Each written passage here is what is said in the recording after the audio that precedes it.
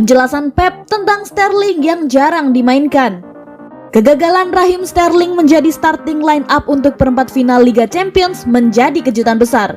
Bintang Manchester City dan Inggris itu hanya membuat satu start dalam 6 pertandingan terakhir untuk The Blues setelah mengalami penurunan performa. Tetapi kelalaiannya dari pertandingan besar tersebut membuat beberapa orang terkejut dengan Phil Foden lebih disukai di sisi kiri serangan.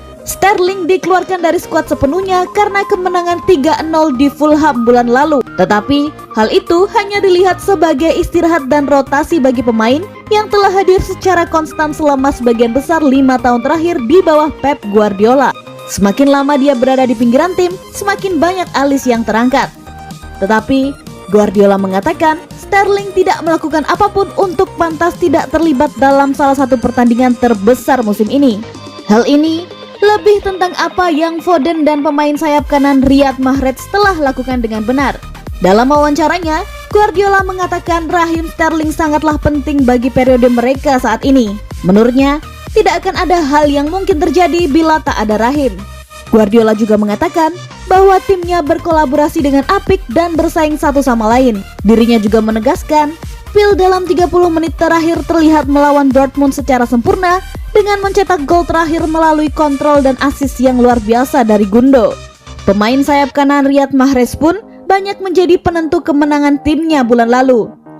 Hal inilah yang meyakinkan Guardiola bahwa Riyad sangat berperan penting bagi tim dan klub.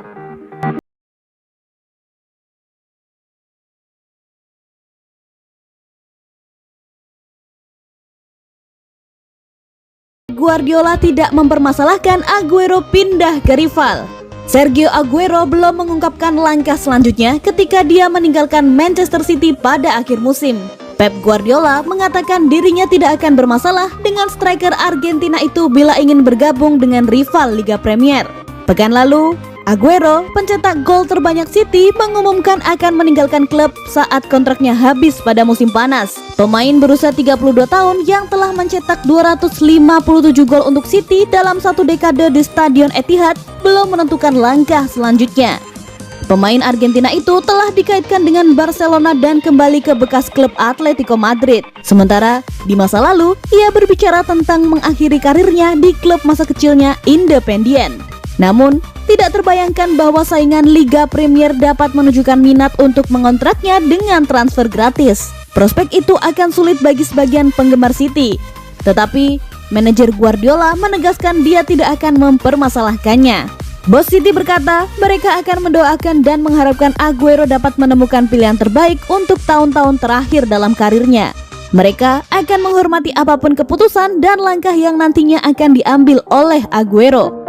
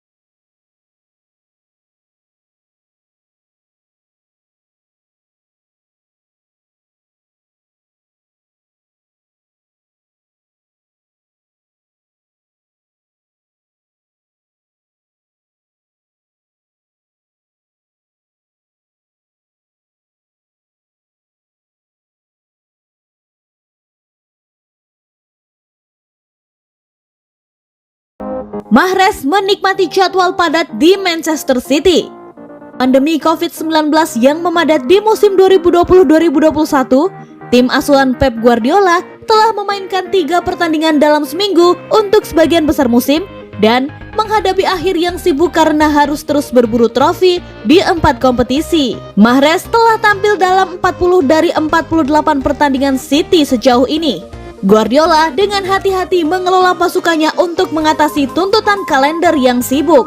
Manchester City memiliki 7 periode yang penting, dimulai melawan Leeds United pada hari Sabtu, dan termasuk perjalanan ke Borussia Dortmund untuk leg kedua perempat final Liga Champions yang seimbang sebelum semifinal Piala FA melawan Chelsea merangkum tantangan yang dihadapi oleh City.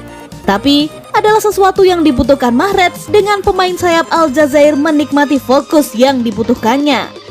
Menjelang kunjungannya ke Stadion Etihad, Mahrez mengatakan dirinya sangat menikmati jadwal pertandingan yang padat ini. Dirinya mengklaim akan selalu siap dan fokus untuk sepak bola meski harus bermain 3 hari sekali.